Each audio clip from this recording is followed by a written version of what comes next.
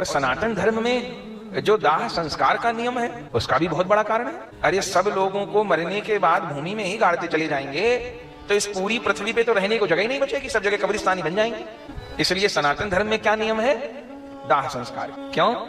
क्योंकि ये शरीर 5 तत्वों से मिलकर बना है, तो ये शरीर पूरा होने के बाद पुनः 5 तत्वों में ही मिल जाए। इसलिए कहते हैं ना, पंच तत्व में विलीन हो गए।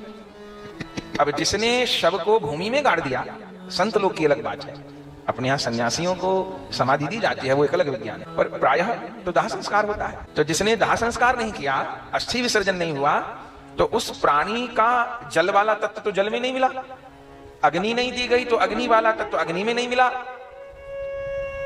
केवल पृथ्वी वाला तत्व मिला। तो क्या हुआ? तो सृष्टि का जो सर्किल है, चक्र है, वही डिस्टर्ब हो गया। हम लोग कैसी वस्तु बनाते हैं जो उपयोग होने के बाद में अपने घटक में विलीन हो जाए। आजकल सारा विश्व चिंता कर रहा है कि भैया प्लास्टिक का प्रयोग बंद करो।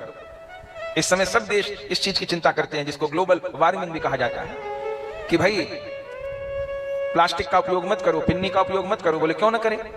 बोले प्लास्टिक और पिन्नी में जो सबसे बड़ा खतरा है वो ये है कि प्लास्टिक और पिन्नी को बनाया तो जाता है फैक्ट्रियों में, लेकिन वो प्लास्टिक और पिन्नी उपयोग होने के बाद में अपने घटक में वापस नहीं जा पाती, वापस रॉ मटेरियल नहीं बन पाती। अब कितना कचरा, बिस्लरी की बोतल और प्लास्टिक की पन्नियां कितनी उपयोग हो रही हैं, और सब कहीं ना कहीं वेस्ट तो जा ही रहा है। भले समुद्र में जा रहा हो, भले धरती में जा रहा हो, कहीं तो जा ही रहा है। एक दिन ये प्लास्टिक और ये पिन्नी ही अकाल का कारण बन जाएगी। आप देखेंगे जहां नजर उठाएंगे वहीं आपको प्लास्टिक, पिन्नी, बोतलें अंबार लगे मिलेंगे। और इनकी समस्या क्या है? ये अपने घटक में विलीन नहीं होते, रॉ मटेरियल नहीं बनते। लोग बताते हैं कि 500 साल तक भी पिन्नी धरती के अंदर रहे तो वो गलती नहीं है। तो ये वस्तु व्यक्ति के लिए घातक हो जाएंगी। क्यों? क्योंकि ये रॉ मटेरियल नहीं बनती। तो किस वस्तु को उत्तम माना जाता है? जो रॉ मटेरियल से, माने पंचभूतों से बने, उपयोग हो, अपनी पूरी अवधि को पूरा करे, और वापस जिन वस्तुओं से, तत्वों से वो वस्तु बनी है, वापस उन्हीं तत्वों में फिर मिल जाए। तो उससे क्या होता है कि सृष्टि का सर्किल जो है वो ठीक से चलता है, कभी पृथ्वी पर अतिरिक्त भार नहीं होता। आज मानव ने ऐसी ऐसी चीज बनाई जो अपने घटक में विलीन न हो।